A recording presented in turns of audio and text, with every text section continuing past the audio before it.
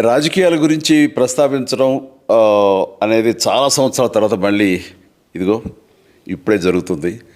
దానికి ప్రధానమైన కారణం తమ్ముడు పవన్ కళ్యాణ్, అలాగే చంద్రబాబు నాయుడు గారు తెలుగుదేశం నుంచి, బీజేపీ నాయకత్వం వీళ్ళందరికీ ఒక కూటమిగా ఏర్పడ్డారు. అది చాలా సంతోషం, మంచి పరిణామం.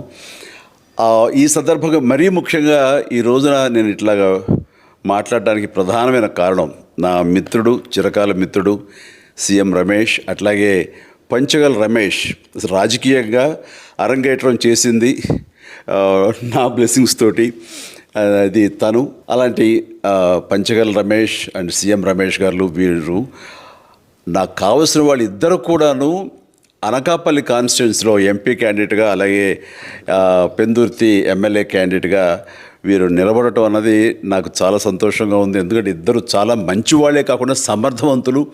ఇలాంటి వాళ్ళు అలాంటి కాన్స్టిట్యున్సీకి, దాని అభివృద్ధికి ఎంతగానో దోహదపడతారు అనే నమ్మకం నాకు చాలా ప్రగాఢంగా ఉంది. ముఖ్యంగా సీఎం రమేష్ గారికి కేంద్రంతో ఉన్నటువంటి సంబంధాలు, అనుబంధం ఇది మరీ మరీ ప్రత్యేకం. నాకు అది ఎప్పటి నుంచో తెలుసు.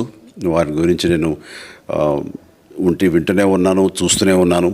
అండ్ ముఖ్యంగా ఆ కాన్స్టిట్యున్సీ, అనకాపల్లి కాన్స్టిట్యున్సీ అభివృద్ధికి ఈయన పరిచయాలు, కేంద్రంతో ఈయనకున్న సత్సంబంధాలు ఎంతో ఉపయోగపడతాయి. తద్వారా రమేష్ అలాగే మిగతా ఎమ్మెల్యేలు అందరూ కూడా ఎవరైతే అభివృద్ధి చేయాలి ఆయా ఎమ్మెల్యే నియోజకవర్గాలు అనుకున్నారో అవన్నీ కూడా సజావుగా సాగిపోతాయంటానికి దాని వెనకాల సీఎం గారి కృషి డెఫినెట్గా ఉంటుందంటే ఎలాంటి సందేహం లేదు.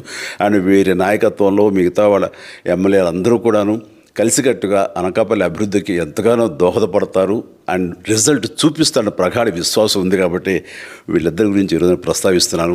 మీ అందరి ఆశీస్సులు వీళ్ళకి ఉంటాయని ప్రగాఢంగా నమ్ముతూ సెలవు తీసుకుంటున్నాను. ప్లీజ్ వారిని గెలిపించండి. అనకాపల్లి నియోజకవర్గం యొక్క అభివృద్ధిని మనందరం చూస్తాం.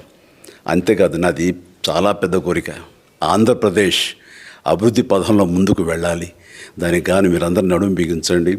మీరందరూ కూడాను ఇలాంటి వారికి ఓటు వేసి మీరు గెలిపించి అన్ని రకాలుగాను మీ యొక్క ఆశీస్సులు వీళ్ళకు ఉన్నాయి అన్న భావాన్ని మా అందరికీ, ఆ నమ్మకాన్ని మాకు కలిగించండి. జై హింద్.